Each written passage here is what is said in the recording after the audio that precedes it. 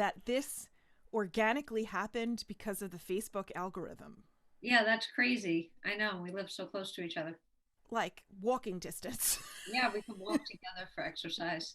It's Great. so funny. And I'm reading your book and I'm thinking, holy shit, so much of this makes sense to me. Oh my God. Like we have so much of our thought is the same, but we came at it from, ooh, hit the microphone, from two different points of view. It's just amazing. I think I have so much to learn from you. I'm so excited. Okay. So, welcome to Permission to Heal. I am Marcy Brockman. I am thrilled that you're here. Today we have Janet Philbin. How are you, Janet? I am good, Marcy. How are you? I am excellent. I am excellent. Today was an interesting day teaching. It was one of those days where I just felt like I had all the burners going at the same time. It was just Love excellent. The Yeah. kids were tired, but I motivated them and we had these great conversations all day. I was really quite thrilled. Awesome. Yeah. So let's continue the thrill and have a great podcast episode. I don't know what the transition is for that. So we usually begin the interviews or the conversations, as I like to call them, with the 6 quick questions. Are you ready? I hope so. We'll They're see not what happens. difficult. I swear they're not difficult. Okay. What 6 words would you use to describe yourself? Loyal, Loyal, trustworthy, trustworthy, honest, good. fair, compassionate. Do I need one more? Mm-hmm. Um, Diligent. How's diligent sound? Excellent. Excellent. As someone who has a private practice and a book out, you probably have to be all of those things to get that done. Yeah. Number 2, what is your favorite way to spend a day? Honestly, I love quiet time. Mm-hmm. I mean, I love being with my kids and my husband and my family, don't get me wrong, but I also relish in quiet time where no one bothers me and Mm-hmm. there's no TV on, there's no music on, where I just literally get time to be in my own space, whether it's to read or to meditate, just silence. I love silence. Yes, I agree. I agree. I know for me, I spend so much of my job, of my avocational hours or Mm-hmm. vocational hours actually, speaking, you Mm-hmm. know, and you're similar. You're always talking, always interacting, always with people, which is a wonderful thing. But there comes at least sometime every day, if not every week, where I just need no one to talk to me. I No totally. sound, no outside input, just quiet. A few years ago, I is totally an aside. I have nodes on my vocal cords, Okay. and I kept losing my voice. And my speech therapist, had recommended that I spend an entire week quiet. Which, how the hell do you do?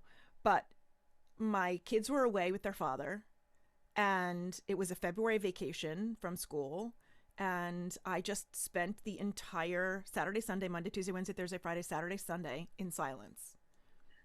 I typed, I texted, I painted, I read, I slept, I watched TV, I did whatever I was going to do, but I didn't utter a word. And I didn't have pets or cats at that point, so I didn't have the pets to talk to because I always talk to them like they're people. But it was liberating and amazing and Wow. healing for my voice. But I got to spend so much time just thinking or just existing, just being. It was wonderful. Wonderful. That sounds wonderful. Number 3, what is your favorite childhood memory? You know, on the street where I grew up, we had a court and there were 5 houses in the court. And across the street, next to the last house, but it wasn't in front of any of the houses, was a tree. Mm-hmm. And we used to call it the climbing tree. Nice. And so you could step up easily into the lower level. It wasn't like you had to climb up into it. But then once you got your foot into that first notch, the branches went in both directions. And there was enough room for like 3 to 4 kids to sit in the climbing tree all at the same time. And How fun. that tree was really, that was the spot. like even if you were alone, to go sit in the spot on the climbing tree, or you would find the other kids there. And actually, I didn't grow up too far from where I'm sitting right now, and I still will go past my old neighborhood and court, and the tree is still there. Some of the That's branches we awesome. used to sit on are missing, but the climbing tree is still there, and that was one of the best memories, having That's that that's tree. that's so cool. Could you still climb it now if you wanted to? Um, I mean, that notch at the bottom is definitely there. I don't know about the, like how the branches are. I do a circle and I say to, well, now I just have, one child still at home. And I say to my daughter, oh, look, that's the climbing tree. And she's like, yeah, great, mom. Like, We've seen it 1,000 times. It means does nothing to not us. care. Me, I get Right. excited every time as if I'm seeing it for the first time. Yeah. We used to have a weeping willow tree in my backyard. I grew up in Comac, and I'm in Kings Park now. Not that anybody listening really knows where the hell that is, but we're on the North Shore of Long Island, and the the weeping willow tree was HQ, was headquarters. And it was so easy to climb, and there was so much space within the spread of the branches that my cousin and I used to climb up there, and we'd pretend to be the $6 million man and the bionic woman, and that was HQ, where we were going to meet with whatever the guy's name was. And we just had the most fun in the tree, and it was so high up that our mothers used to have a heart attack. Oh my god, they're going too high. And that was kind of more of the fun, let's make our mothers freak out. And that was such a fun tree. But then one of the hurricanes that we had Oh, before I graduated high school, so it was probably 84, 85, something like that, maybe 83, Hurricane Gloria, I think, yeah, that was came through. yeah, that was in the 82. mid 80s, 85 Yeah. or 86, yeah. And the tree just fell because weeping willows have very shallow roots, and it just fell over and missed taking down a portion of my neighbor's house by like less than 6 inches. But the tree's gone. That's sad. It was very sad. Very sad. Oh well. I have the memory of it. That's beautiful. I love Yes.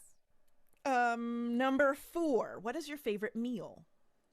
God, I wish I had a good answer to that question. I really love food. Mm, So it's hard for me to say what a favorite is. It really depends what I'm in the mood for. But I do sure. really love seafood, and I love really well made fresh vegetables. Uh Like, huh. especially if someone else cooks it for me. Of That's my course. favorite food, the meal that someone else cooks for me. I love that answer, Yeah. especially after a long day working.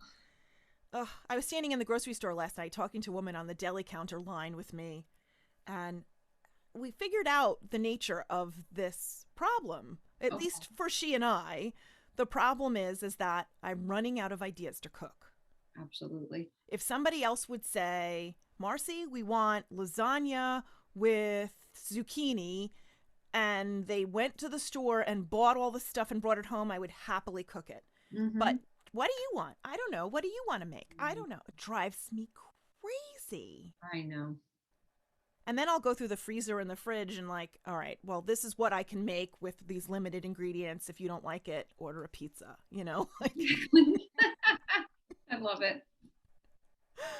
food. Yeah. Number 5. What one piece of advice would you like to give your younger self? Mm. I think to on the days when you felt like you really just wanted to give up, Mm-hmm. just keep going, because you really don't have to have those days forever. And you're not meant to know the answers all at once, Yeah, you even can. though we'd want them, Hmm. or we think we'd want them. Hmm. It's a good one. It's always hard to know what you would say. Yeah. Number 6. What is the one thing you would most like to change about the world? Oh my God. There's so many things, but honestly, tolerance, Mm-hmm. inclusion, acceptance, Yeah. kindness. Let's Huge. just see each other as other human beings Right. and treat each other the way you want to be treated. I mean, it seems so simple. It seems like kindergarten, Right. The but I old think so golden many rule. adults need to go back and remember those basic lessons because they get forgotten. Yeah, absolutely. Yeah. And it doesn't take very much. It takes a differing of an opinion or the Mhm. different vote cast, or truth be told, it could just take a red light at the traffic light, you Right. know? And Yeah. people just get so impatient Mm-hmm. and intolerant and judgmental. And like you said, we all want the same things in life. It all comes down to the same exact Same thing. thing. We're all just human trying to do the best we can, but the Exactly. intolerance is for difference is just beyond anything that I never thought I would see in my lifetime. And it's gotten much worse. It has. But there are so many people having a conversation about improving it. So Yeah. many people are talking about inclusivity and kindness and moving forward with compassion for ourselves and for other people, that I have to think that the pendulum is going to start swinging back again the other way. I hope so, Marcy. I really hope so. Me too. I know I try to do my part, but Well, if we we all can't do our part, then it'll happen. change, Yes, we need or at change. least find a middle ground.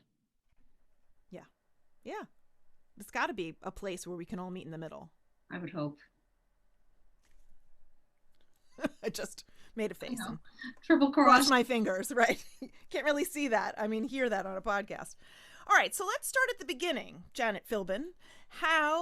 What is your story? Where do you come from? What is your childhood like? You know, if we could have a couple minutes of who you are exactly. Sure. So I was born in Brooklyn, as most people were from Long Island. No, I'm joking. But My mother was, so.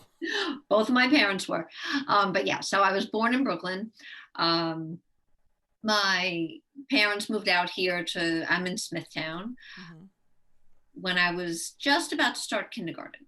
So I've done all my schooling right here and grew up here. Left, went to college, went to Springfield College in Massachusetts. Mm-hmm. Absolutely loved it. It was one of my most favorite places on earth. I had the best time there. One of my passions from middle school on up was musical theater. Oh, And fabulous. I'm not talented on the stage. I Oh, cannot Janet. sing and I cannot dance. And don't ask me to do both at the same time. Can't happen. So I'm really good backstage, Okay. right? Because I'm really organized and I'm really diligent and I know how to get things done. So I became a stage manager. And in college, the musical theater group was fantastic. And I actually, my junior year, directed the school musical, Wow. which I thought was an amazing experience. What And play was it? was Funny Girl. Oh, excellent. So good. Don't get me started. But so I had the best experiences with the theater and the theater friends. And also, of course, my other college friends weren't in the theater that I roped in, of course, to be extras. They Right. weren't the people. They became extras in Funny Girl. But that was some of the best. Those were some of the best years of my life. And then I went on right from undergrad to graduate school at NYU, where I got my MSW. Mm-hmm. And I really didn't pause. I was very practical, which I regret. So any young people listening to this, don't be so practical all the time. Like take a pause, go have some fun. I was too practical. What did you And wish I you went, did? Traveling and stuff? yeah, like one summer in Europe, something, a week in Europe, just something, I was always practical, have to get to the next thing, gotta find the next job, do the next internship, always that kind of goal oriented. And I didn't study overseas. Like I didn't do any of that. Mm-hmm. So I didn't either. I wish I would have, but hopefully when COVID is over, I'll get to Europe. Still haven't gotten there. Me And either. not the only one. Yeah. My So son's been there twice. my one daughter has gone. And I've not ever been. Yeah. Yeah. Oh, well. I have a little bit of FOMO there, but I'll get over it. Yeah, so I wound up at NYU, which was a great experience. And right from there, I went to work in New York City hospitals as a social worker and started my career when I was 22. And I learned in a war zone. The city hospitals in Queens were hard work. And I worked with people that really, really needed support, that were struggling with all sorts of health and socioeconomic issues. And at the time, it was the early 90s, it was 1991, and the AIDS epidemic was brand new. And I fell in love with working with AIDS patients. I Wow. absolutely loved the work so, so much. To me, there was nothing more meaningful. It was right there in the front of the news, number one. Number two, all the medicines were cutting edge. Mm-hmm. I read everything I could get my hand on, got involved in organizations, giving money or time, and eventually became the social worker on the AIDS team for the hospital. And I did Wow. that for a while until I was able to get a job much closer to home. So I didn't have to commute anymore. And I got a job in long-term care here on Long Island, not far from where we live. So I did that for many years until I was able to start my private practice, which happened by mistake. And that's what Mistake? I've been doing for the last 22 years. Yeah, it happened Wow. by mistake. That is a story I want to hear. Okay, so I'll tell you the story if you want to hear it. While I was working in the nursing home, my husband and I decided we would wanted to have a baby, but that did not come easy. And I wound up going through 4 years of infertility, which was a life crisis in and of itself, Sure. and wound up in a support group run by a local social worker.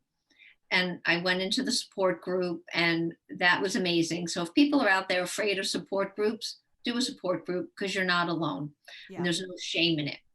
And as a result of that, I got involved with the organization called Resolve, which is the National Infertility Organization. And I started volunteering on their helpline. So, whatever, once a week or every other week would be my shift, and people would leave messages, and I would call back and talk to people. And the woman whose support group I was in, the social worker, she was the local coordinator for the local volunteers because it was Okay. the nationwide organization. So I had to call her one day for advice on what to give one of the callers because I didn't know. Mm-hmm. I remember we wound up having a 45-minute conversation, Wow. a little bit about what I needed to tell the person, but of course it was just about everything else. And I wound up talking to her. I was already on maternity leave at that time with my second child. And I wound up talking to her about her business and how she needed help and support. And I didn't know if I wanted to go back to the nursing home full time because I would be making no money, 2 kids in childcare, and Sure. killing myself 40 hours a week as a long-term care social worker. And she said, "Why don't you use my office?" And I said, "I don't have any clients." She said, "I'll get you a client." I said, "Well, what can I do for you?" So I started helping her with some things she needed in her business. And she let me use her office and got me my first client. That's awesome. So I had my first client. I only made $25 a week for about 8 months until I got my second client, and then the next and the next. And I started my career working with women and couples who were dealing with infertility. Wow. And that really became one of my specialty areas, And which you had had so much experience yourself, so I'm sure you could be very empathetic. so much personal experience. You have to know the medical side of it in order to help people. And it was infertility is all about grief and loss. Mm-hmm. And I had years of experience with that from my AIDS work and then working in long-term care and being a hospice Wow. social worker. So honestly, it was right up my alley and I wasn't looking for it. I just say yes. People ask me something, I'm like, okay. And that I still do that. And that's Yeah. just how things unfold. It can't hurt, better than saying no and then wondering what if, why not try something new? If it That's a doesn't work, great yeah. story. Yeah. So that's sort of how not sort of, that is how I started my private practice with literally nothing and making $25 a week. And then slowly but surely you acquired more Yeah, patients, yeah. clients, and then it just grew. It just grew. It just grew to where it is now. Exactly. That's great. You go into something with a whole heart and the universe brings people to you. I believe the universe always has my back. I like that. That's Yeah. awesome. That's awesome. So you said that a lot of your work with the AIDS patients and then your work with the nursing home all sort of translated into working with fertility couples. Mm-hmm.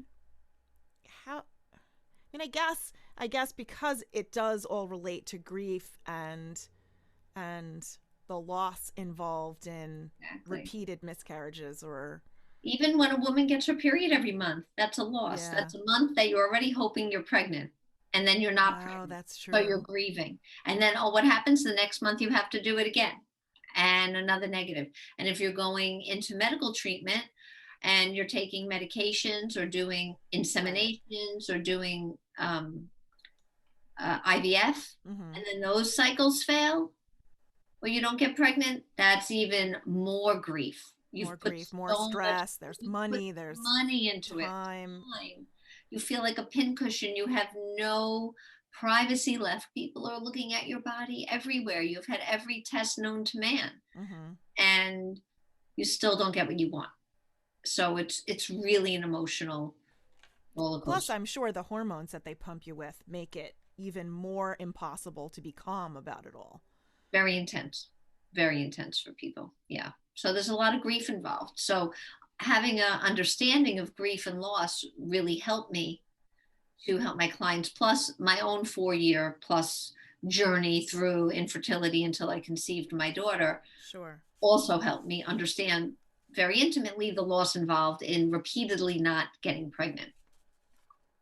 Yeah. Wow. That's a lot. It was a lot. I'm just trying to let all that seep into my head, Yeah. Yeah. Wow. But there's a lot more to your practice than just Oh, yeah. therapy. You also are a hypnotherapist and you're an Ann Ra energy theater a healer. I Um, I I, I yeah. don't even know anything about that. I want to know everything. I Well, it's just a mode of energy healing. So I'm a master energy healer. It's very similar to Reiki. A lot of your listeners are probably familiar with Reiki. So yeah. it's very, very similar to Reiki. So it's a chakra energy healing system that we are co-creating a healing between yourself and your client, connecting to the energy of Mother Earth and drawing down the energy from source, the universe, your star, whatever is in your belief system, and we bring it together in our hearts. And then we use that heart-based energy to work in the energy fields of the body and the chakras to remove blocks, to bring things into balance and to create healing. So I had somebody, a cousin of mine, actually do a Reiki thing for me. Mm-hmm. I had a headache, and she did something. I don't exactly know, where her hands were sort of around my head and my neck, and I don't know if I felt anything or I didn't feel anything, but the headache went away. Yeah. And all she it's not a hands-on thing. Like, I get acupuncture once a Yeah. week, and that's definitely, minimally invasive, but Oh, invasive, and it's a very specific modality and all chakra related as well, mhm. which, I mean, I find acupuncture amazing. It's part of my weekly wellness ritual. Mm. But how does Reiki and this other energy, how does it all work? Like, how is it related or connected to? Well, our chakras are, they run down the center meridian of your body, if you Mhm. could imagine. Right. And they open, I like to describe it like a kitchen funnel. You know how the kitchen funnel has a narrow Uh-huh. end and then a wide end? So if you imagine two kitchen funnels together and the narrow ends of the kitchen funnel touching each other in your center midline. And then the open end of the funnel comes out about 2 or 3 inches in front of your physical body. Interesting. So that's the chakras pick up the energy of your energy field and the energy of what's around you. And if you slam on your brake, the chakra is going to tighten up. Right. You get relaxed from acupuncture, it opens up and loosens. So when your cousin, you said, was working in your energy field around your head, since the energy field is about 2 or 3 inches around your body, you can feel the energy. So even if, now I know where some people are listening to the podcast and aren't watching, but for those who are watching, if you take your hands and place them close together, Marcy, Yeah. and just place them there, and what do you begin to feel as you hold your hands like a half inch apart from each other? Can you feel a A little? little bit of like oppositional magnetism in a Yeah, way. right. So now pull them apart just a little bit more. Can you still feel it? Yes. And now pull them apart a little bit more. Can you still feel it? Yes. Can you pull them apart a little bit more? Can you still feel it? Not as much. So bring them back together. Stop when you can feel it, right? So you can feel it. It's like squishy. Yeah. Sometimes it feels like That's maybe so weird. electric or a little staticky, but this is energy. It's real. And Right. we don't realize that we're in it all day long. It's around us and it's in us. So if your energy field is blocked, you might feel tight. Maybe you have a headache, like you were describing. Mm-hmm. And so a healer can go into the energy field because they're grounded and they're tuned in and can pick up on where the blocks are. They know how to feel that. I know how to feel the chakras, so to speak. Right. Just the same as we were just doing with our hands. Interesting. I was reading in your book, you wrote this book, Show Up for Yourself, the guide to inner growth and awareness. I was reading your book today, and I got to the chakra system chapter, Mm-hmm. and you were relating each of the chakras to emotional issues or life issues that people could have, and then the organs through which I guess it expresses itself, for lack of a better term. And so I was looking, it said the root chakra, which is, I guess, the base of your spine. The issues are safety, security, money, unworthy self, shame, fear, and rage. And the organs are the hip, lower spine, sex organs, legs, feet, coccyx, rectum, sciatic nerve. And I have had, it just made so much sense to me. I wrote, wow, OMG me next to it in my notes, because I have a herniated L5 and sciatica down the right side of my down my right leg. The toes on my right foot keep going intermittently numb. I've got pain in my ankle from an unresolved, very old injury. And I'm nervous about security and safety. And I've had a lot of money anxiety and a lot of shame and body image unworthiness and so on that I'm really trying to work through. And I'm wondering if it's all of that is like blocking the root chakra and exacerbating those pain points. It can be. It's all related. I mean, I could never say, oh, No, of course not. You can't, of course not. You can, it definitely, I believe, is related, because we hold, our cellular memory holds the emotions. So the fear about money, say, whenever that started, however the story began, it got stored in the body. And that is an issue of the root chakra. And it's going to present with sciatica, lower back pain. And there might be a real injury there anyway. I mean, maybe there is a herniated disc or something. Right. That just is. But if the energy is also stuck there, it could be making it worse or exacerbating it. Sorry. Right. Yeah, that's the word. Exactly. And the shame, that is also in the spleen chakra, which is the next one up, about 2 inches below your belly button, but it's still connected to the root. And so the shame can be empowering that stuckness. So you really have to get rid of it. And I would encourage you to work with your acupuncturist on it. Well, yeah, he does somehow, through feeling my pulse, which I'm sure is a lot more than just feeling my pulse. He can tell blood flow, sluggishness, this is clogged, this is, and I've heard him say several times that there was, the spleen was being impacted and he had splenic things to do and my blood was hot or my fire was out, or I'm just learning this Chinese medicine idea, and so it's not 100% making sense to me, but the chakras I just find it amazing.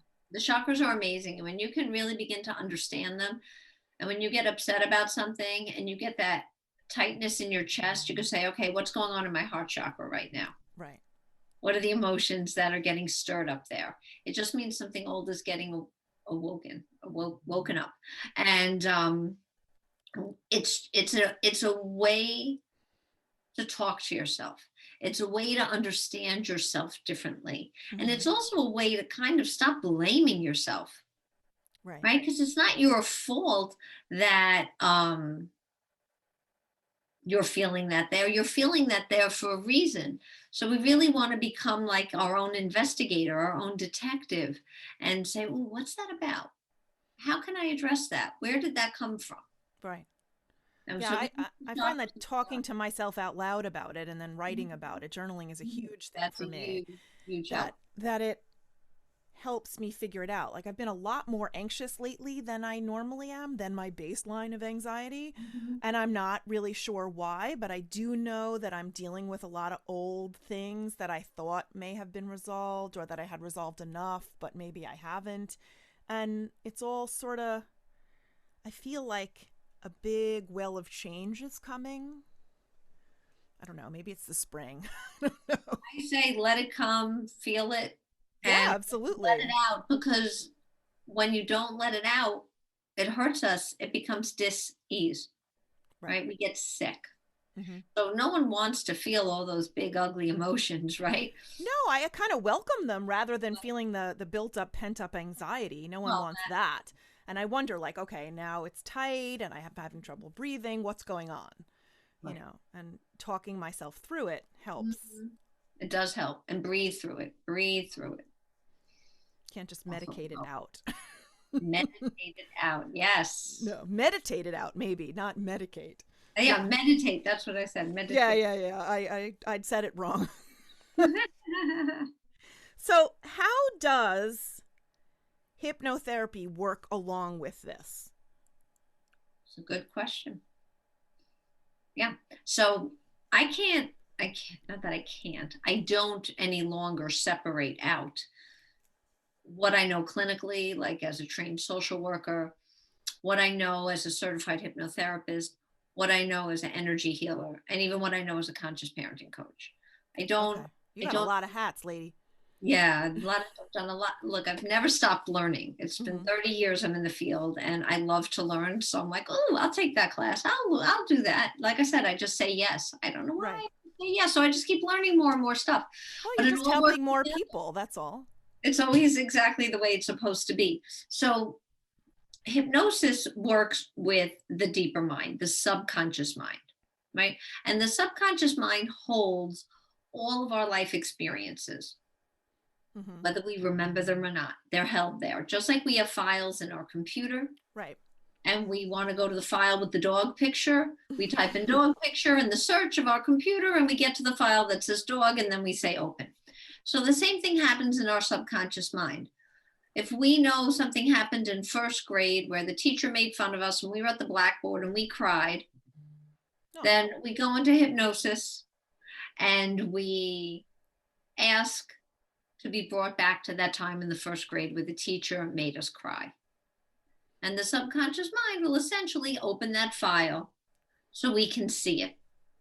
And then the way I work, and not all hypnotherapists work like me. So I don't want people to take this and say, oh, good, I'm going to find a hypnotist. They're going to do this. Not everyone works like me. And I don't work like everyone else. And there's not a better or a worse or right or wrong. It's just the way I was trained and the way I've merged all my worlds together. okay. I always want to help people find healing. That Mm-hmm. is always my goal. I'm not going to go back to the first grader who the teacher made fun of just for curiosity and hear the story. Mm-hmm. Because something happened that day when the teacher made fun of the first grader and they got into shame or guilt or now I have stage fright as an adult or whatever the story became. I want to go back and understand what happened. To unpack Was it that, and yeah, unresolve it. I mean, unpacking it. What were they feeling? What did they begin to believe about themselves? And how is that affecting you now? And if we go back to chakras, where are you holding it in your body? ah, Mm. So all those emotions from that one day in first grade in front of the blackboard, guess what? They got stored somewhere in the physical body, and your energy has held it there. And that's what keeps the story perpetuating mm-hmm. in a subconscious level because we learned it. The problem is that little 5, 6 year old who was in the classroom doesn't know you're now 46 Right. and that's long over and you've had a whole life. The Right. subconscious mind has no sense of time, Mm-hmm. which is not a good thing always. So we're using the coping skills we developed at a very young age in our adult lives. Huh. But coping skills we develop as children usually don't work that well when you're an adult. No. No. Our That's why toolbox is very limited as a that's 6-year-old. why I think we have so many adults that we all see having these adult-sized temper tantrums, Mhm. getting irritated on a drop of a dime, road rage, Right. having problems at work, having issues in relationships, trouble communicating, Mhm. yellers, withdrawers, depression, anxiety. It comes from somewhere. Yeah. And so I believe it needs to be healed. And so that's really what I focus my practice on now. No matter what someone wants to heal from, Mhm. we have to find out where it began in Yeah. order to How do you figure out, like, if you don't have a specific, like when I was in first grade, the teacher made fun of me. If you don't have a specific pinpoint mm-hmm, in time, mm-hmm. how do you go back? This is like healing the inner child, right? It is healing. That's the work. It's healing the inner child. So how do you find, like I grew up a very anxious kid. My Mm-hmm, parents always fought. My mother was bipolar. She was undiagnosed and self-medicated with other things. She had very narcissistic tendencies. She became a drug addict. There were lots of psychological pathological issues with my mom, and my dad worked like 99 jobs and wasn't around a lot. And I remember hiding in the closet when they fought, and I remember hiding under my covers in my bed. I remember every single year for a while in a late elementary school, early middle school, having such a chronic anxious stomach that I had to miss a lot of school mm-hmm. because I had this stomach pain, and it would always happen at the beginning of the school year, and by the second or third week, maybe fourth week of school, it had sort of gotten it diminished enough where I could function. So I think it was change related as well. But I don't know, I don't think I could pinpoint an exact moment in time where that began because it was so chronic. Well, but that's the problem too. So sometimes we can pinpoint an exact moment because we've had one standout incident, right? Mm-hmm. That was really traumatic, dramatic, painful.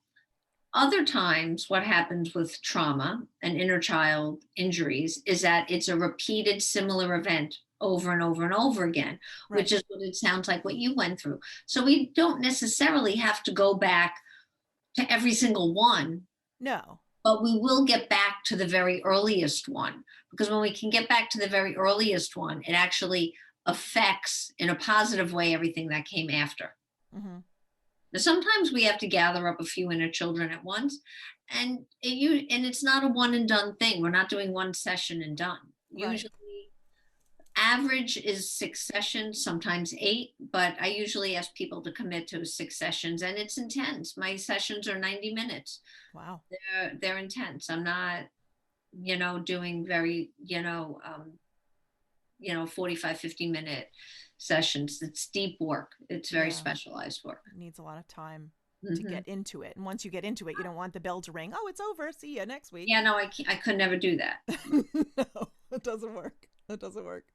Um, Yeah, when I wrote a memoir that was published in July about this whole thing, like how I evolved into who I am, considering where I came from. mhm. And in the process of reading 38 years of journals to see the patterns of behavior, I was doing an analysis, a deep dive analysis of my life based on what I had written at various ages. And there was a moment, I don't want to say moment because it was a little more intense than that, where I was actually like meditating, and what I was imagining was my 52-year-old self going back to like my 8-year-old self, let's say, and hugging her and telling her it was all going to work out fine, Perfect. that she didn't have to worry that she wasn't good enough, that she didn't have to please everybody all the time, that she could just be herself and it would all be okay. And it was so, I'm at a loss for words. It was beautiful and healing and like mystical, and That was perfect. You didn't even know what you were doing, and you did it just perfect. yeah, and it helped me figure out a lot of stuff, Mhm. and because I always felt kids. I was an only child. I had this feeling like my mom being in a bad mood was my fault, or that I had the power to fix it. Mm-hmm. If I was a better daughter, if I kept my room clean, if I was extra sweet to her, or whatever my little brain could figure out, if I did this, she would be better, and then my life would feel safer. And I was always failing, and I internalized that in such a really negative, bad way. Well, we don't want to judge it, right? I don't ever want Right. have anyone to hold on to that the way I did it was bad or negative. The way you did it was in service of survival. Right.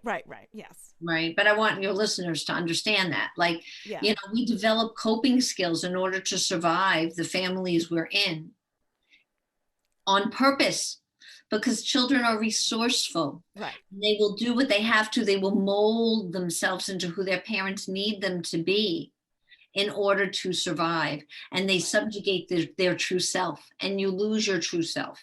And then you get to Exactly adulthood what and happened. you're like, who am I and how do I begin to figure it out? Because that true self got lost such a long time ago, because we had to develop coping skills, thought patterns, belief systems in order to survive the trauma dramas in our families of origin. I'm going to cry. Literally have my eyes welling up with tears. No one has, and I've been in therapy for most of my adult life. Nobody has ever explained it that succinctly before. Holy shit. Wow. Wow, Janet. It's okay. Take a breath. We're good. Wow. That's exactly it. Mm-hmm. I sublimated who I really was and what I wanted in an effort to make manageable peace. Yes. So that I would feel safe. Exactly. So you were really quite resourceful, Marcy, and you survived. Yes. Oh, yeah. Oh, yeah. It's a strength. Oh, absolutely. And I naturally turned to meditative things. I turned to journal writing. Mm-hmm. I turned to artistic creation. I would paint, I would draw, anything. That's where I channeled it, and the processing time. And I didn't turn to, unhealthy things to mask it. And I didn't know that what I was doing was giving myself art therapy this whole time. Right. And actually art, is a great way for people to process through trauma, and it helps you integrate, and journaling too. Yeah. But art's even better because it's not necessarily form-based. Like when we're writing, we have to form letters. If you can just do art, even if it doesn't come out good, whatever good means, I'm very bad. I can't even draw a straight line. But sometimes I draw just because it feels good. It sort of gets your brain into flow. And exactly. It's for processing. So that's one of the ways to process pain and trauma, and to help reintegrate the left and the right brain. That's how my art business was born. Yeah. I was trying to figure out how I felt about my life and the world after my mother died, and all this unresolved stuff that I never got to say. Mm-hmm. And when I would write in my journal and I just could not write anymore, I would just take out a canvas and some paint, and I was just playing. And then suddenly there was a commission, and I just kept playing. I mean, this is behind me is mine. Beautiful. And I've got an entire art gallery full of stuff just leaning against a wall because I don't have any room to put it. But it was the most amazing healing, or is the most amazing healing experience. I know if I have a stressful day at work, I'll just come home and draw for an hour, and I'm good. I can find my zen again. It's what works for me. I have another friend in Canada who I interviewed for this podcast a while ago, and for her it's running. Mm-hmm. She'll just go for a run every single day, and it just is her thing. Yeah, it's great. It helps regulate the nervous system. Absolutely. Yeah, it's great. Amazing. Huh. Okay, so now you also have this whole conscious parenting concept. Oh, yeah. And Dr. Shefali Tsabary, I read this name in your bio, and it clicked for me because I had a previous guest on this podcast very early on when I first started doing it in November. named Sapna Rad, and she's Oh, I got. know Sapna You do? because of the coaching institute. Right. She studied under Dr. Yes, Tsabary she as did. well. Yes, she did. And so that was the first time I had heard about this. And then I had it was just this epiphany, and I went back to my notes from the episode with Sapna, and I was like, "Oh my god, it's the same thing." It was very cool. And I think that it really makes a huge amount of sense when you're you know that you've got a childhood full of trauma, a childhood full of experiences that you don't want to bring forward into the next generation, to think about conscious parenting and apply those strategies, for lack of a better word, to your parenting, mindfully to your parenting. I knew that I wanted to stop dead in its tracks the intergenerationality of mental illness and addiction in my family. That I know it was passed down to my mom, and I know that she, maybe through DNA, maybe through behavior, was going to pass it on to me in some way and to my kids in some way, and I needed it to freaking stop. Yeah. And so looking inward, healing my trauma and my wounds, understanding my mother, coming to terms with her posthumously. I mean, I had to do it without her. Coming to terms with who she was and the limited toolbox she had in living a life for herself, that she just couldn't get over when she was raising me, and I was an only child from that original marriage. And I know that she and my dad both tried their best. You know, there was open-hearted, no malice, no ill will. They both loved me, but had their own issues. So I've been looking at that and my own stuff to make sure that I did it differently with my kids. Yeah. It's work. It's everyday work. Yeah. It's I mean, everyday work. yeah, they're in their 20s now, so it's a little less hands-on than it used to be, but Well, but it's still, we have to be conscious and aware. My two older ones are in their 20s, and if I don't pay attention, trust me, I'm going to step right in the mud all over again. yeah. But it totally works, because now I have a 23-year-old son who talks to me about how to navigate his romantic life. That's awesome. And how to navigate his friendships, and how to navigate his career choice, and so on. And, and he trusts that I'm going to come at it from a human standpoint, not a nervous Jewish mom standpoint, Right. Although there is some of that. I can't get away from it, but it's a little hard. Yeah. It's a little but hard. The more aware we are, the more mindful, it's a muscle to build. Right. That awareness. Yeah. Absolutely. And being mindful of the fact that everything that the child goes through, whether it's a 6-year-old dropping an ice cream cone to, not doing well in a statistics class, like anything and everything, you have to look at it from the kid's perspective, not 100%. From the parent's perspective. 100%. Right. Because we're here to be alongside of them, not to do it for them. And no matter what it is, whether they're 6 and the ice cream has to be picked up, or they're in college and they're having trouble with statistics, we can't do that for them either. So we can be alongside them and support them, but they have to do their own work. And that means we have to do ours, because as mama bears, we want to go in and rescue them and make it all better. But all that does is handicap them, because then they don't know how to do it for themselves. Right. Yeah. Right. Yeah. Yeah, we can help them, teach them how to do the research, teach them how to navigate the situation, and then back the hell up and let them handle it. Exactly. They have to do it. And be okay with however it turned out. Exactly. However it turns out is okay. Yeah. A failure is not a failure. It's a learning opportunity. It's okay that you failed. What can you learn from it? Exactly. You learn more from failing than you do from getting straight A's. I agree with that. Yeah. I agree with that. I think the only difference, I teach high school English, and really the only difference between Like my regular general ed kids and the honors kids is a keener sense of work ethic. I Mm. don't think that they are any more or less intelligent Mm-hmm. generally, Mm-hmm. and sometimes it's the kid who struggles more is the kid who actually owns the skill more than the kid who it just came easy to. I would agree with that. And because I think then they get to college and they have to work and they don't know how because they never did, even in honors high school. Right. And I wonder sometimes if those kids actually wind up with more anxiety because the A is always there and the A always has to be there. And what if I can't get that A? Or what if I Right. can't be in the honors? Or what if, you know what I'm saying? And so sometimes I think that's more anxiety producing than a kid who's regular ed or even special ed. And like, yeah, the B is good, the C is good. I'm cruising, I'm getting my work done, and I'm learning how to learn. And Right. so as parents, we have to support our child, whether we have the A child, A who's getting A pluses, or the one who's doing okay with their C's. Like, that's okay. Right.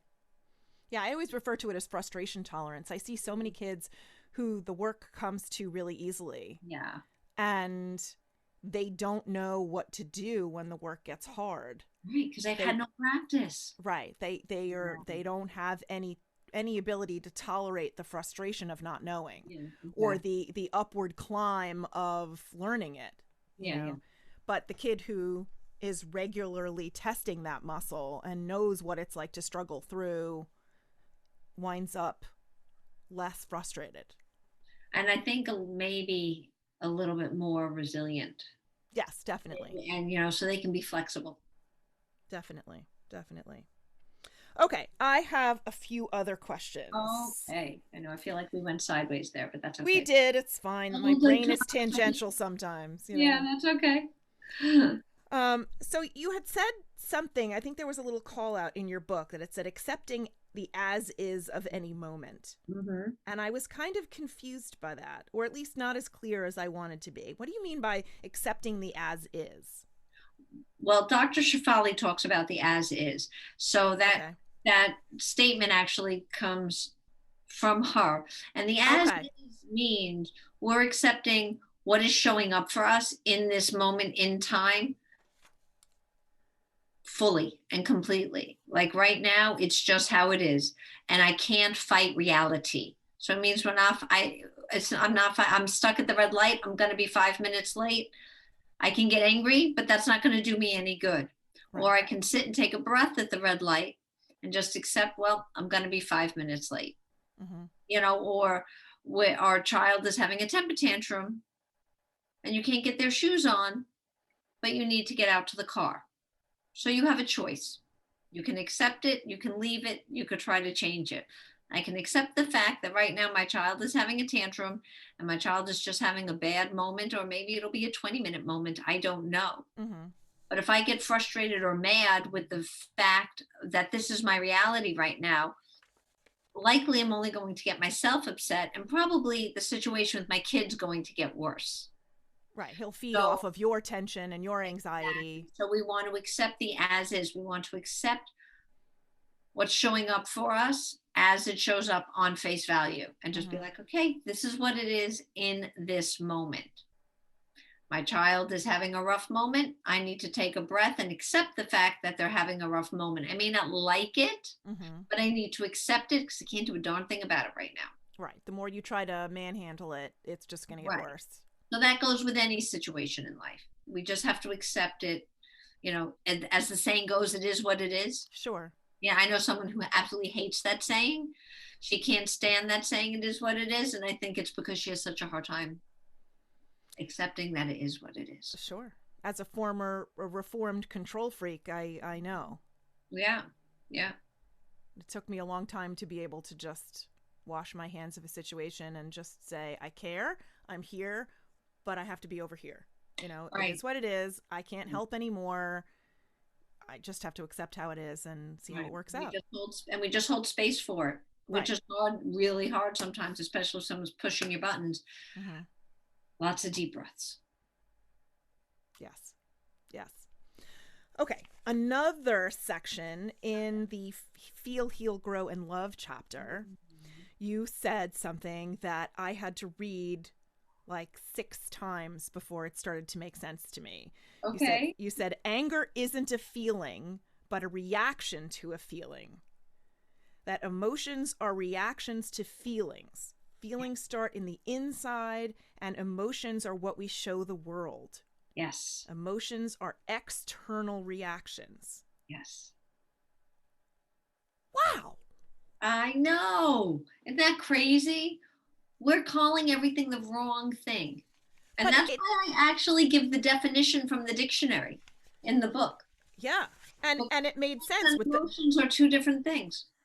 and especially the drawing you have here Oh, yeah, yeah. to Mm-hmm. feel, and Mm-hmm. then 2 lines, ready to look at the pain or not ready to look at the pain. So Yes. if you're feeling something and you're ready to look at the pain, go for it. It's all there, let's go.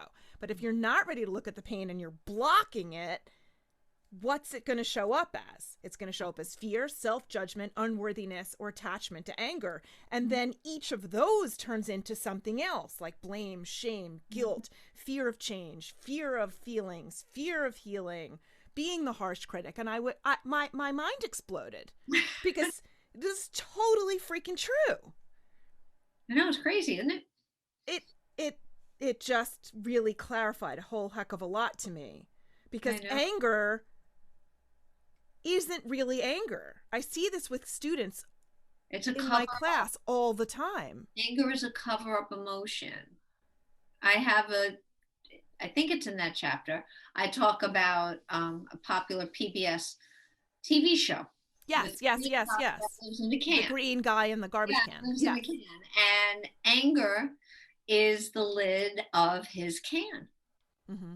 So, Elmo and Big Bird come along and they're singing their ABCs, and he pops out of the can screaming and yelling his head off Hey, because you kids, get off my lawn. I Right. just woke him up from a nap. They're shocked. They're like, what the heck? We were just singing. It's a nice sunny day. He doesn't say why he was angry. He doesn't say you just woke me up. He doesn't say I'm sad. He doesn't say everyone's always rude. No one's ever considerate around my home. Nothing.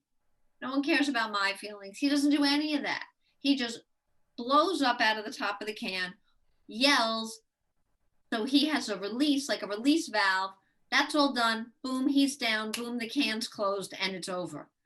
And Right. Elmo and Big Bird are like, what the heck? They're Right. crying. They don't know what to do. So they go find an adult. And Elmo is really smart. So he talks about his feelings and sings about his feelings. And then we understand what those emotions were. Right. And so Sad, does Elmo. the scared, right? The confusion. Mm-hmm. But Oscar doesn't do that. So No. anger is like the lid of his tin can. And so when I explain that to my clients, like anger is that lid, then they get it Mm-hmm. because it's a cover up emotion and it's the easiest one to access. It's so easy to flip your lid at someone, Oh you my know, God. Wow. which is it's the easiest thing to access. So we do, all of us do it. I used to be a very, very angry person. I didn't understand.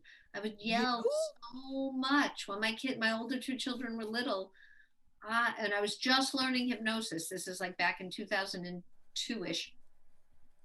All I wanted to do when I was learning hypnosis is, how can I not be angry anymore? I'm so tired of being angry. I'm so tired of yelling. And it was a lot of inner child work I had to do. It's really when even though I was in therapy for years before that, I was in very traditional therapy. When I started doing hypnotherapy, Mm-hmm. that's when I got to really unpack all of it. Could you And hypnotize yourself? you can hypnotize yourself. It's called self-hypnosis, and I do know how to do that. But no, I worked with someone.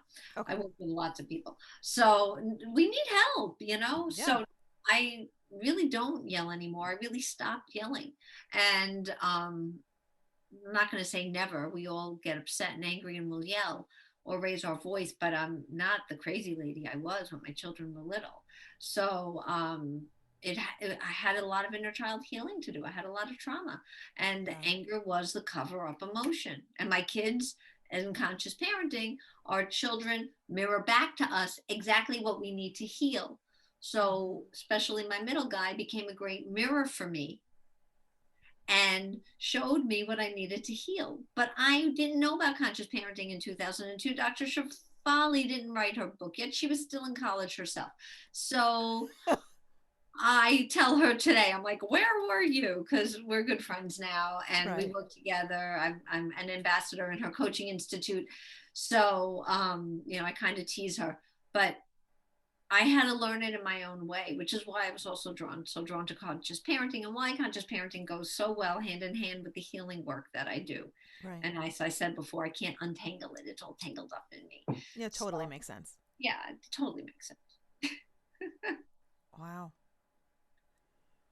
Yeah, I don't know what to say to that. My brain is saying yes, that makes a lot of sense. It's connecting a lot of dots for me. Mm-hmm. And that's all. That's That's the as all. is. That's it. And That's that's it. exactly the as is, Marcy. Wow, that makes sense. It's connecting dots. I just have to sit with it. Then we sit with it. And then we sit Yeah. with it some more. And we keep sitting with it until we're like, okay, I'm good. Now it's Yeah. into It's integrated. Hmm. What I keep going back to for myself is that I feel in so many ways that I've healed so many aspects of these things, mm-hmm. and yet there's still work to do. Yep. And I think that so many people are overwhelmed by the longevity of the process, by how much goes into figuring out how to heal enough to heal what we need to heal in order to be able to be in the moment, to accept what is, to sit with ourselves, to be able to move forward through our present and our future in a way that's more aligned with what we want and not being held back and so on. And Mm-hmm. so many people just get stuck, I think, because it can be so overwhelming. Mm-hmm. Well, we heal in layers, Layers. and we can't do it all at once. So maybe you do for a while and you take a break and you go to another type of therapist or healer and you do more work and you take a break and you go, it's not all at once. So I say combining my modalities will journey to help. heal has been 30 years, but it wasn't 30 years nonstop. It was, I was with the one person, I took a break. Up now, more stuff's coming up. Let me find another therapist. Up now, more stuff is coming up. Let me find another therapist. And that's what we do. Yeah. So Yes. the nature of your book then follows. Why don't you explain to us what your book does so I don't screw it up? Show Up for Yourself, A Guide to Inner Growth and Awareness. Y'all that are listening, you have to go out and buy this book. I am eating this up, and every other page is like a huge aha moment for me where I'm just like I said before, reading it 6 times going, holy shit, that totally freaking makes sense. Thank you. Yeah. So the book is a journey. It's my journey. And I use myself as an example a lot because I don't ask anyone to do the work I haven't done myself. So Mm-hmm. I'm not saying, oh, go do this, do that, the other thing, but I've never done the work. Like I won't ask anyone to do something I haven't done. And so I take what I've learned professionally over all these years and what I've learned personally and what information I've acquired about myself, about people, about the world around me through meditation and what I've learned, and I just bring it all together. So I take you through a process in the book, and that's why there are journal prompts in the book so that you can dig in and Yeah. like Oh, that's wonderful with the journal prompts at the end of yeah, each chapter. exactly. Really gives you a chance to put into practice all the things that you're saying and to make sense out of it for yourself. Exactly. And so that's all it is, and you do with it what you want. It's not a how-to book. I don't really believe in how-to books. I don't No. really want to write a self-help book. It's more like a self-growth book. Mm-hmm. And it's more like a why now book. Why now are you ready to heal? Mm-hmm. Why now are you ready to look at this stuff? And in the one chapter about the spiral of healing, I explain my theory, the spiral of healing. And then in the next chapter, I think it's chapter 11, I go through each of the components. Mm-hmm. There were 4 components: feel, heal, love, and grow, which don't happen all at once. It's a spiral. That's why I call it a spiral of healing. And we go up the spiral, but it's inside of us. So each time we deal with a layer, like we were talking about earlier, well, I can't go heal it all at once. No, you can't. We have to look at one thing, and we go through, feeling it. We go through healing it. We go through growing because of it and through it. Growing, from my definition, is a process of breaking free. What are you breaking free from? And then we come into love. And it's not romantic love, it's self-love and self-care. Mm-hmm. So each time we're looking at an aspect of self, we're going through this healing process. And we raise higher and higher within ourselves, and we have greater and greater wisdom. And now we have more resources because I just healed that. Oh, let me take those resources and new coping skills, and I'm going to apply it to the next thing I need to look at from my past.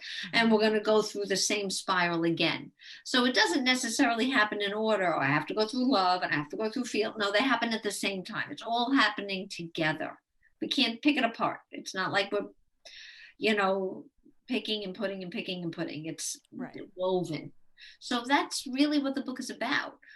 If you feel called to journey into parts of yourself that maybe you were afraid to look at before, to go rescue the inner child. To me, it's sacred work. Yes. It is sacred space and sacred work. And I just hold the inner child like I'm holding him or her in the palm of my hands and saying, okay, it's all right. We can do it. Mm-hmm. We can do it together. So, and you can do that for yourself. And may you need a therapist or a practitioner to help you with some of this stuff? Absolutely. Will it awaken stuff? Absolutely. Might it be painful? Yes, it might. But it also might be liberating and exhilarating and life affirming. That's what happens at the end. That's what my clients tell me. Janet, that was so liberating. I feel free. Mm-hmm. I really feel a shift. Wow, I haven't had that burden all week, and they are feeling it. Mm-hmm. And they're doing the work. Amazing. Yeah. Amazing. Thank you so much for being here. Oh, thank you. It was so much fun. This was so wonderful, and sharing your book with me. And, I really have to owe this conversation to Facebook and their crazy algorithm that maybe you'll be friends with, or based on your other friends, it seems like you should be friends with this person. And then I click on your profile and I'm like, wait a minute, we have all of these people in common, and you live like 3 miles from me or so. And that was just the universe saying, you need to know Janet Philbin. That's great. And you need to know Mars Sprackman. So it's awesome. There you go. That's awesome. It's awesome. That's awesome. Well, thank you so much. This was a life-affirming, connect the dots kind of moment for me. Oh, thank you. It was a really great conversation. I really appreciate you having me on your podcast. Thank you so much. Thank you. Yay.